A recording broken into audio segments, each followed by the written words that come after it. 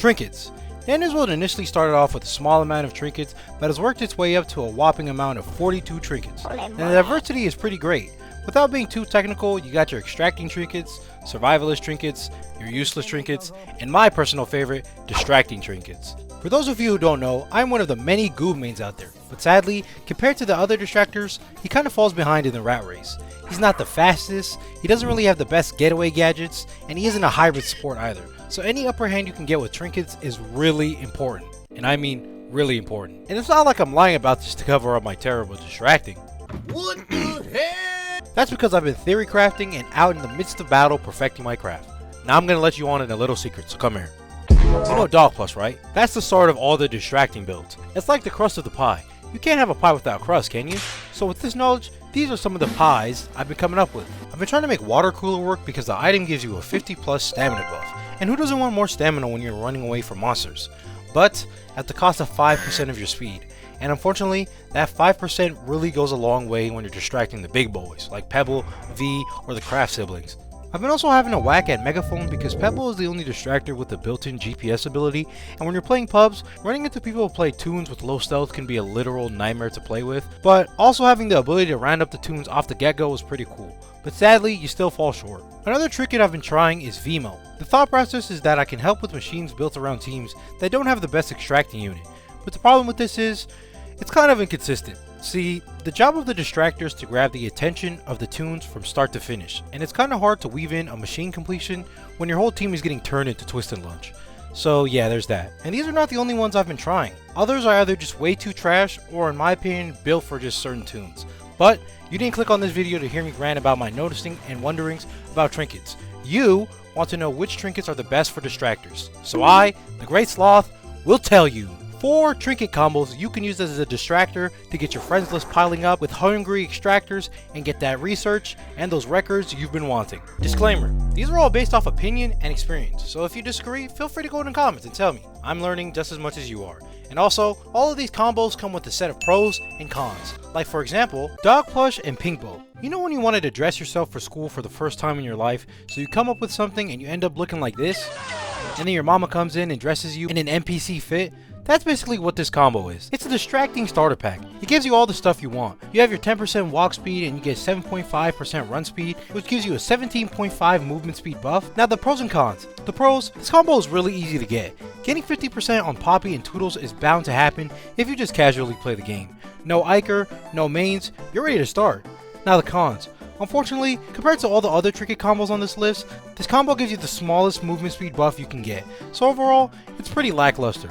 But if you want to practice and have limited resources, then grab your Dog Plush, tie on your Pink Bow, and get to Distracting Soldier. If I were to rate this out of 5 on the sloth meter, this gets 2 sloths out of 5. By all means, not a terrible trinket combo, but there is definitely better.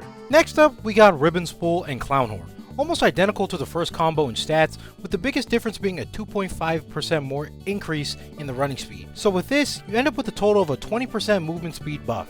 Now this is like an upgrade of the first combo. It's like starting with a wooden pencil and moving to a mechanical pencil for the first time. It feels cool, but there's not much of a difference. But you still are able to pull off things you wouldn't be able to do with the first combo.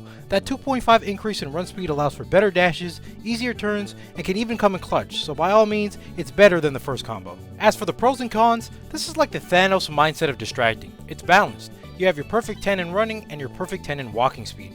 Now you might be thinking, how is there any cons in this combo then? Well, you see, because of how distracting is structured, walking speed is the most important stat you can have as a distractor. And as you can see from the stats, your walking speed doesn't even break 11, so its pros is also its flaws. Who would have known balance is actually bad? This combo receives 3 sloths out of 5 on the sloth meter, a step up in the right direction, and something some experienced players can use, but as always, there is better. Next up on our list, and most likely the fan favorite, is Dog Plush and Speedy Shoes. This combo is what gamers would call the meta trinket combo for distractors. Although you still get your ceiling cap of 20% movement speed altogether, the amount is actually shifted around. So instead of having a balance of 10-10 for your movement speed stats, you actually get 15% into walking and 5% into running. This combo is the first one that breaches the walking speed into higher numbers, and its usage is without a doubt worth it. Tunes like Shelly, Gigi, and Toodles change from having to manage your stamina bar into just walking around. This also means tunes like Astro, Poppy, and the other handful of slower tunes go from easy to distracting to really easy to distracting.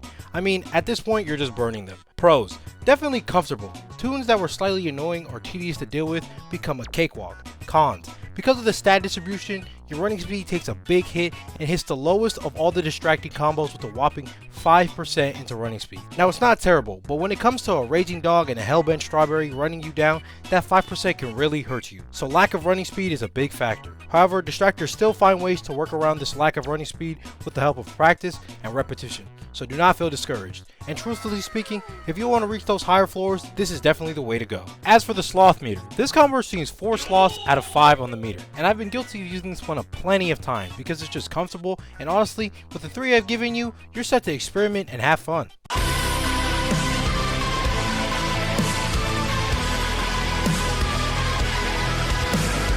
Coming in at 20% walking speed and at 10% run speed, totaling the highest amount of movement speed on this list with a total of 30, you get the holy and beloved ribbon spool and dog plush combo, otherwise known as sloth.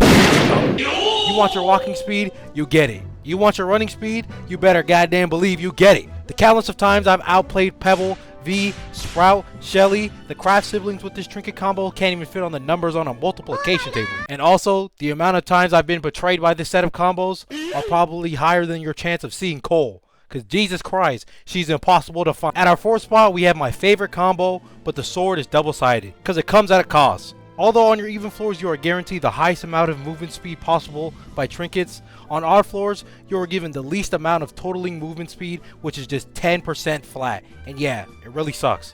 Pros: pure domination. 30% movement speed even gives Goob a chance against Pebble and his little minions too. Cons: you're given the smallest amount of movement speed possible on odd floors. And yeah, it's really just a gamble. Now before all you fans start looking for the chance card on your screen or spamming your ability to see if you get extraction speed or a bandage as GG, calm it down. The gambling I'm talking about refers to the floors. Imagine this: floor 16 and you get Pebble and Astro. A pretty scary floor, but you have your 30 movement speed, so it's not impossible to do. Now also imagine this: the next floor, floor 17, has the exact same group, but you have 10% movement speed and walking. So yeah, you're leaving your gameplay in the hands of Lady Luck. And luckily for me and her are quite acquainted. Now you might be thinking, Sloth, why don't you just use Clown Horn? Well, if you use Clown Horn, I'm gonna eat your grandma. This trinket combo gets 5 out of 5 on the sloth meter. This way of playstyle almost makes it so every run is unpredictable. It's either I'm steaming through those floors or I'm having the worst time of my life. But that's just how playing Distractor is. Well y'all, that's going to be the end of this one. Honestly, the amount of combos you can make isn't infinite, but you can make a couple good ones. Like even as I'm making this video right now, I've been thinking about what a run speed based build would look like, with a pink bow and speed issues, but that's for another time. If you agree with any of these combinations or disagree, make sure to comment down below. And also, if you have any ideas for combos yourself, be sure to put those down in the comments as well. Lastly, if you guys would like to see a Christmas event review, let's get this video to 200 likes. Other than that, thanks for watching, and as always, see you in the next one. Peace!